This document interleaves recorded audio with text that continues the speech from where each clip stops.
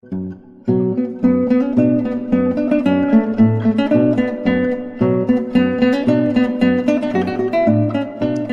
semua para penonton dan para pendengar Fina Studios. Kembali lagi dan satu lagi segmen ataupun satu lagi kisah yang diminati ramai, yaitu misteri Zat Aspuri. Bersama saya lagi Fiknas ataupun dikenali sebagai DJ Fiknas. Untuk video malam ini kita nak sempoi-sempoi je, kita nak tenang-tenang je. Untuk segmen saya yang baru ini adalah Seram Isnin. Saya nak menceritakan pengalaman-pengalaman seram yang pernah terjadi di antara kita semua. Dan sebelum tu saya nak disclaimer awal dahulu, siapa yang ada penyakit-penyakit kronik ataupun penyakit-penyakit yang boleh membahayakan diri anda, saya harap anda ambil langkah lain untuk mendengar ataupun menonton, kerana dalam video ini ada bermacam-macam jump scare yang akan menakutkan diri anda. Baiklah, sebelum kita lanjut ke cerita yang pertama, sebelum kita nak buat sesuatu, nak menonton ataupun nak mendengar sesuatu cerita, mari kita mulakan dengan bacaan doa. Let's roll it. لو أنزلنا هذا القرآن على جبل لرأيته خاشعا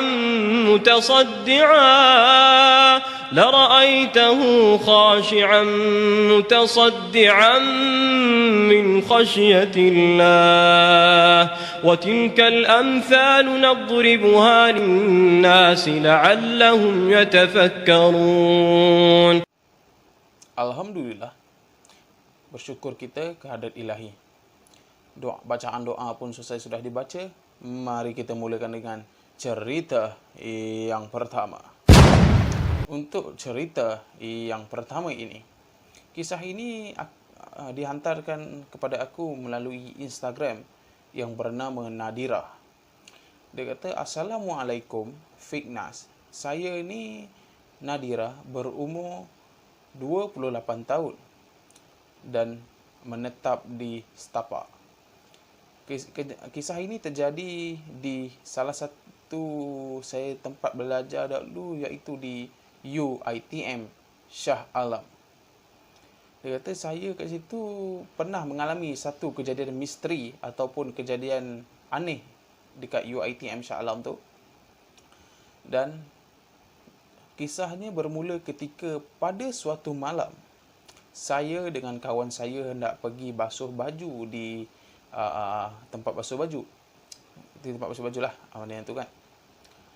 Dan waktu kami masuk dalam tu, saya mula-mula rasa nak pergi toilet dululah. Nak terkucil. Dia pun pergi toilet apa semua. Sekali waktu dia tengah buang air kecil tu ataupun melepaskan hajat kecil, dia terdengar di sebelah cubicle dia ada orang flush pump tu. Lepas tu dia pun macam, oh mungkin ada orang lain kot kan.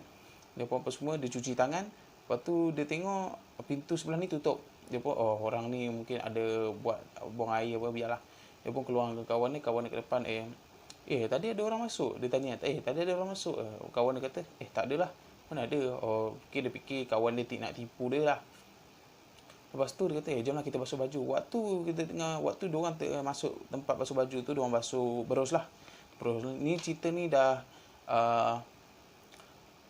8 tahun ke 9 tahun yang lepas. Dia tengah basuh baju dengan kawan dia, tengah borak-borak. Tiba-tiba dia nampak seorang perempuan ni tengah basuh baju juga, tapi di belah hujung dah. Dia nampak, dia pun diam lah. Dia basuh baju. Lepas tu dia borak dengan kawan dia, kau tahu tak cerita ni? Lepas tu kawan dia kata, Dira, cuba kau tengok orang yang ujung tu. Maknanya dia bukan jauh pun. Dia contoh, kat sini aku, dia betul-betul dekat pintu depan ni. Lepas tu dia macam, kenapa? Kau tengok baju dia. Lepas tu bila Nadira tengok, bila dia berus baju tu keluar macam air warna merah seperti darah tau. Air warna merah seperti darah. Lepas tu dia kata, mungkin kena warna apa ke, lah diam lah. Baru. Lepas tu mata Nadira ni asyik tengok dekat baju tu. Dan dia rasa pelik, kenapa dalam berapa minit macam tu dia basuh. Kalau ada darah pun, kita berus banyak kali pun dia akan keluar. Ini bila dia berus, darah. Lepas tu dia kata, aku tak sedap hati lah. Nadira kata pada kawan dia, aku tak sedap hati lah. Besok je lah kita basuh baju. kawan dia kata, alah lek lah, alah basuh baju, alah bukannya banyak pun, sikit je. Tak apalah, kalau kau nak basuh baju, kau basuh je lah. Saya pun meremang ni cerita ni. Sekarang ni pukul 3.36 pagi. Okay, kita sambung balik. Waktu Nadira ni ambil baju dia, yang mana yang dia tak basuh tu besok dia basuh. Dah basuh tu dia ditinggalkan. Dia kata nanti kau jemur lah. Lepas tu Nadira ni masuklah dia punya dom. Lepas tu besok paginya, besok diorang nak nak belajar semua tu, kawan dia dikabarkan demam panas yang amat panas. Lepas tu suhu mencapai lebih daripada suhu badan kita yang normal. Bila bila dah sihat apa semua, sebelum dia demam tu, dia diangkat oleh mak bapak dia lah, parents dia. Dan lepas dia dah sihat tu, dia kembali ke UiTM Shah Alam. Dia ceritakan pada si Nadira ni. Nadira ni dia kata, macam mana kau boleh demam? Kau tahu tak, malam yang kita basuh baju tu, waktu kau dah keluar tu, aku tanya dengan orang tu. Dia kata, kenapa ni air ni, kenapa air ni warna merah, nampak macam darah aje. Alangkah terperanjatnya bila dia tegur perempuan tu toleh ke arah dia dan pandang bertentangan mata dengan kawan Nadira tu. Alangkah takutnya dia, wajahnya terbakar, seolah-olah terbakar, mata je sebelah tak ada, sebelah lagi merah menyala, sedang memandang ke arah dia, dan hidung dia ni berlubang, memandangkan ke arah dia dengan senyuman yang menakutkan. Dan apabila kawan Nadira nampak dia macam tu, dia terus keluar daripada bilik basuh tu dan dia masuk dekat dom. Rupanya Nadira perasan dia tengah tidur tu, dia dengar bunyi macam orang hempas pintu, pum. Macam tu. Rupanya kawan dia masuk je dom, baring je atas katil dan terus menggigil ketakutan. Dan pagi tu kawannya dikabarkan demam, panas sepanas-panasnya dan melebihi suhu badan. Dan sejak Nadira mula-mula tak percaya dengan cerita kawan dia. Dia tanya pada senior dia. Dia tanya, dia kata betul, dekat bilik basuh tu akan ada seorang perempuan akan basuh baju juga.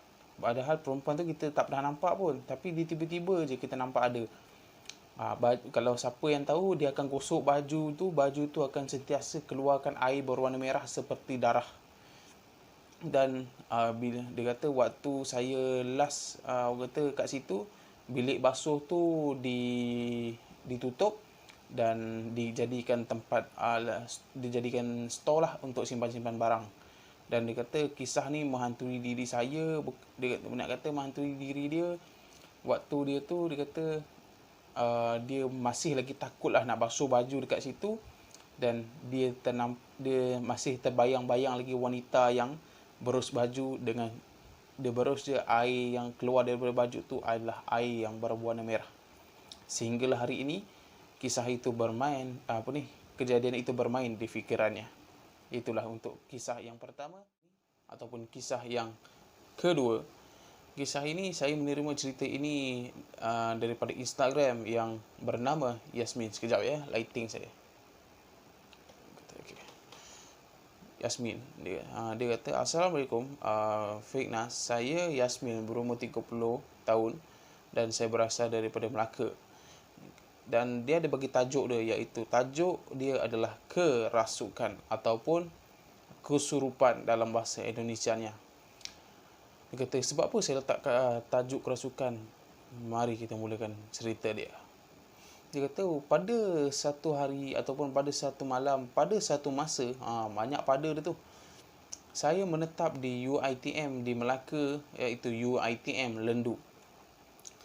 Kejadian ini sehinggalah ke hari ini boleh bermain di fikiran saya. Pada satu malam, kami semua duduk dalam dom. Kami wanita semua duduk dalam dom sedang menceritakan pengalaman-pengalaman seram yang siapa pernah lalui, siapa yang pernah lalui semua ni. Dan waktu turn saya nak menceritakan pengalaman seram, kami semua seolah-olah diganggu dengan satu ataupun bunyi-bunyi yang misteri, seolah-olah bunyi orang ketuk tingkap, orang cakar dinding, orang batuk, orang hempaskan barang. Tapi bila kami stop, berhenti, benda tu pun berhenti. Dan kami pun tak nak fikir yang bukan-bukan. Saya pun teruskan cerita pengalaman seram. Lepas tu, waktu saya nak habiskan cerita tu, pintu dom kami diketuk sebanyak 3 kali. Tum, tum, tum. Dan bila salah seorang kawan saya buka, dia pun tengok tak ada orang. Yasmin kata, ada orang tak? Tak ada tu. Bongok lah, main malam-malam main pintu pula. Kau pal bongok. Apa hasil lah. Dia kata, kawan-kawan saya ni dia ada yang nakal-nakal sikit. Dia carut dekat luar sana. Lepas tu dia hempas pintu kuat-kuat. Waktu dah habis apa semua tu, diorang cerita, masing-masing balik dah dom. Masa tu diorang lepak dalam satu dom. Lepas tu diorang balik ke dom yang lain. Yasmin dom sebelah, kawan dia yang jerit-jerit tu dom yang nombor 1 ni lah. Waktu diorang dekat dalam dom tu, diorang saja borak-borak lah, cicit, borak-borak tentang. Tiba-tiba diorang dikejutkan dengan satu bunyi jeritan yang amat kuat. Waktu tu diorang pun rasa, bunyi apa tu? Diorang pakai je slipper, diorang pergi kat sebelah. Tengok kawan dia yang jerit tadi kat depan tu, yang pas pintu, yang mencarut kena rasuk. Tiba-tiba dia, salah seorang kawan dia sentuh dia. Yasmin, kau okey tak? Tiba-tiba saja dia pandang ke arah kami dan dia mengilai sekuat-kuatnya. Dan kami tak boleh nak buat apa, dan kami cuba tenangkan dia. Dia tolak meronta sana sini. Dia jadi satu macam. Tiba-tiba dia kelakuan seperti orang tua bongkok ataupun orang tua nenek bongkok yang macam sudah berusia lama, dan berjalan bongkok depan kita orang sambil matanya pandang macam ni, dan mulut dia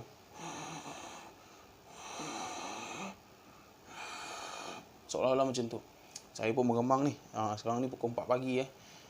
Dan waktu tu, bila diorang macam tu, ada orang kawan-kawan yang lain dah panggil ustaz apa semua. Tiba-tiba kawan dia yang pegang Yasmin ni pun kerasukan seperti macam kerasukan yang pelik-pelik lah. Contoh kawan dia yang ni, dia kata kena kerasukan seperti makhluk gula-gula, meloncat. Dan kami semua yang mana tidak kena rasuk ni diarahkan turun ke dewan dan duduk dekat dewan, baca apa yang patut dan buatlah apa yang patut kan. Waktu kami duduk kat dewan tertutup tu, dewan gelap apa semua, dan kami tengah duduk, kami pandang ke arah sliding tingkap tu. Kami ternampak ada ada seorang wanita yang berwajahnya pucat, mukanya lonjong, bajunya berlumuran dengan tanah, dengan darah, sedang lalu di depan dewan. Dan waktu itu tiba-tiba wanita tu berhenti betul-betul di tengah sliding tingkap dan memandang ke arah kami. Dan bila benda tu pandang ke arah kami, kami semua tutup mata, dan Yasmin pun tutup mata, dan kami pun baca apa yang patut. Bila kami buka saja mata, alam kata perancangannya, benda tu pun dah gaib. Dan tiba-tiba ustaz tu datang, dia nasihatkan kami jangan takut apa semua, benda ni dah okey. Kamu semua malam ni tak dibenarkan tidur dalam dom, walaupun bersebelahan, tidak dibenarkan tidur di blok yang lain. Dan besok pagi tu ramailah yang orang kata kawan dia kena rasuk tu kena bawa pergi ke hospital sebab ada luka yang parah. Dan kawan dia yang kerasukan makhluk gula-gula tu pun dibawa dan dikejarkan ke hospital sebab ada di kaki dan di bahagian pergelangan kaki ada luka yang parah.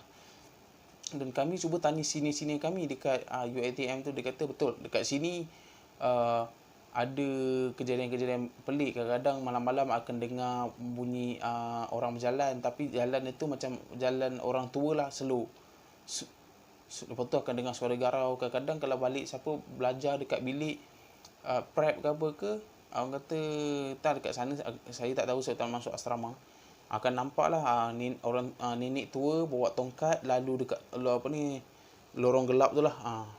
Nampak macam tu. Dan Yasmin kata single hari ni bila diorang cerita je pasal UiTM, saya akan teringat kisah ni sebab benda ni bermain di fikiran saya sehinggalah hari ini. Dan itulah untuk kisah yang kedua ataupun kisah yang terakhir sebelum kita menutup tirai Fitnah Studios.